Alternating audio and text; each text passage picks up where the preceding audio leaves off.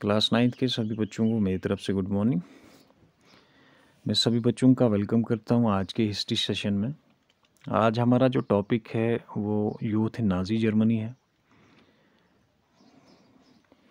क्योंकि एक देश की तरक्की में, एक देश की डेवलपमेंट में यूथ का काफ़ी बड़ा योगदान रहता है।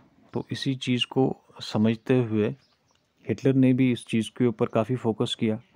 उसने सोचा कि अगर मुझे अपने मकसद हासिल करने हैं तो मुझे हिटलर का जो जर्मनी का जो यूथ है इसके ऊपर काफ़ी ध्यान देना पड़ेगा।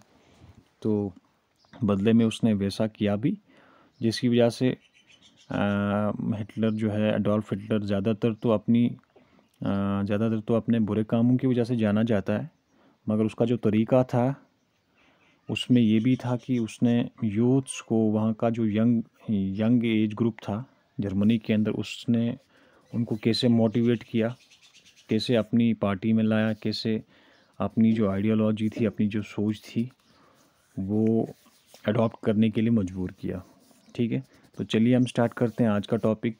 Hitler was interested in the youth of the country. जैसा मैंने पहले ही आपको बताया, हिटलर जो था वो वहाँ के जो यंग बच्चे थे उनके उनके उनके ऊपर काफ़ी इंटरेस्ट था, उसका काफ़ी इंटरेस्टेड था उनके ऊपर कि वो कैसे जो है उसकी पार्टी को ज्वाइन करें, कैसी उसकी सोच को अडॉप्ट करें।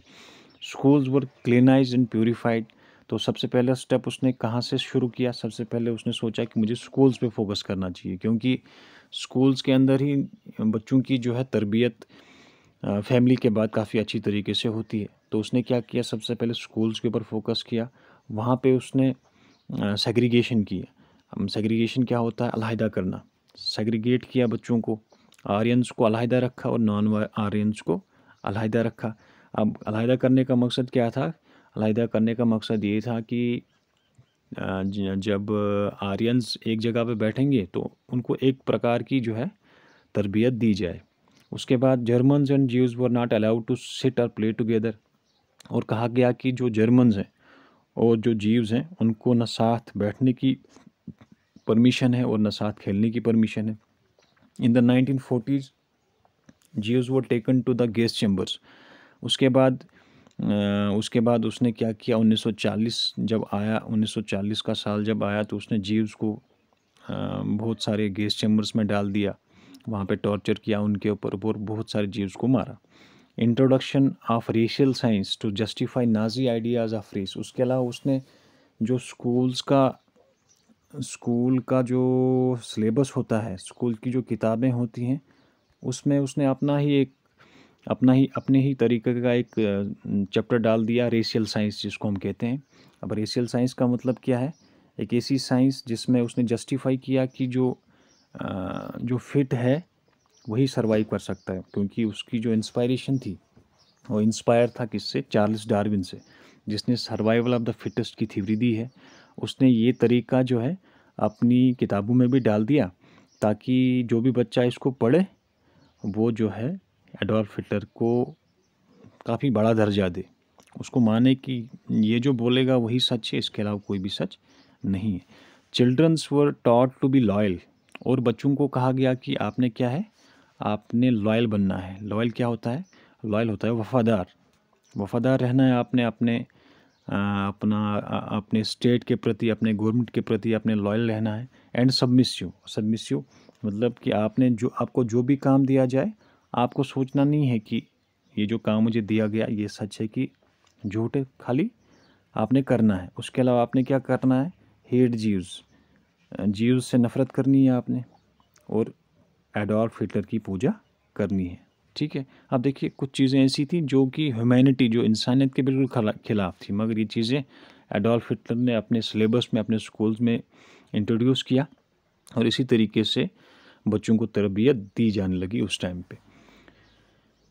Youth organisations were responsible for educating German youth in the spirit of national socialism. और उसके अलावा उसने बहुत सारी ऑर्गेनाइजेशंस का निर्माण किया, यूथ ऑर्गेनाइजेशन जिनका नाम रखा, और इनको काम दिया गया कि आप क्या करो, आप बच्चों को, आप यंग लोगों को एक स्पिरिट ऑफ नेशनल सोशलिज्म, मतलब जो भी जैसे पहले आपने पढ़ा कि स्पिरिट ऑफ नेशनल सोशलिज्म, मतलब जे नेशन के प्रति आपने पूरा वफादार रहना है और नेशन के हक में जो भी काम होगा वो आपने बगैर सोचे करना है, ठीक है।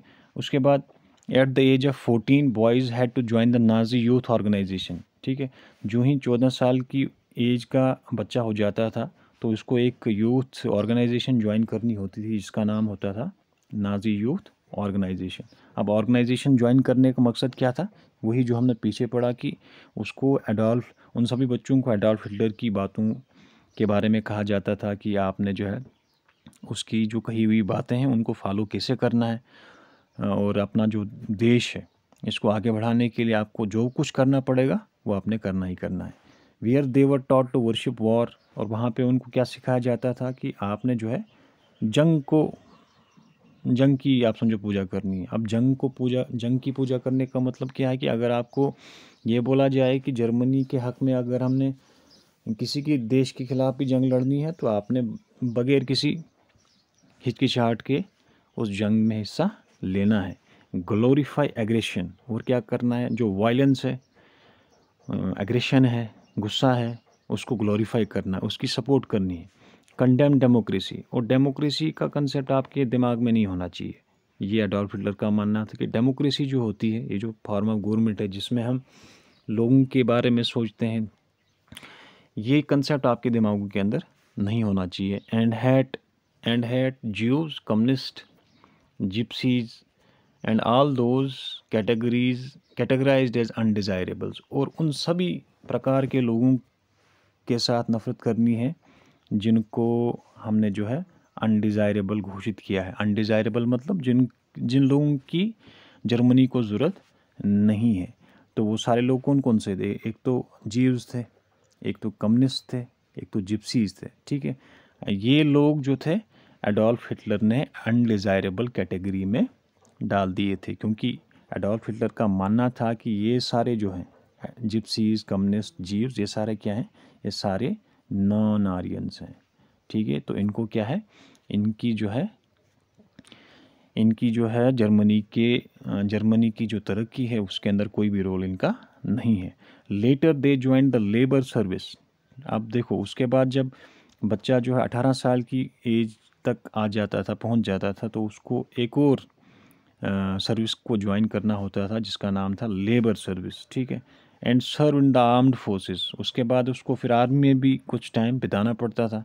And enter one of the Nazi organisations in the 1922 the youth league of Nazis was founded. तो फिर इसके बाद फिर एडोल्फ हिटलर ने क्या किया, एडोल्फ हिटलर ने 1922 में एक ऑर्गेनाइजेशन, एक ग्रुप बनाया जिसका नाम रखा गया the youth league of Nazis, ठीक है। तो कहने का मतलब है कि एडोल्फ हिटलर ने वो सारे काम किए जिससे वो जर्मनी के अंदर जितने भी यंग लोग थे उनके दिमागों को अपने कंट्रोल में ला सके, क्योंकि सारा काम दिमाग के ऊपर ही होता है। क्योंकि अगर दिमाग के ऊपर कंट्रोल आ गया तो फिर आप जिस भी बच्चे का आपने दिमाग कंट्रोल कर लिया तो उससे आप कोई भी काम कराओ तो उसमें कोई हिचकिचाहट बच्चे वो जो वहाँ के जो यूथ थे वो नहीं करते थे, तो वो एडोल्फ हिटलर की सारी बातों को माना करते थे बाद में, ठीक है। तो आज के लिए काफ़ी आज आपका ये टॉपिक जो है, तो नेक्स्ट हम पढ़ेंगे इसके बारे में और फर्दर जो बाकी टॉपिक्स होंगे।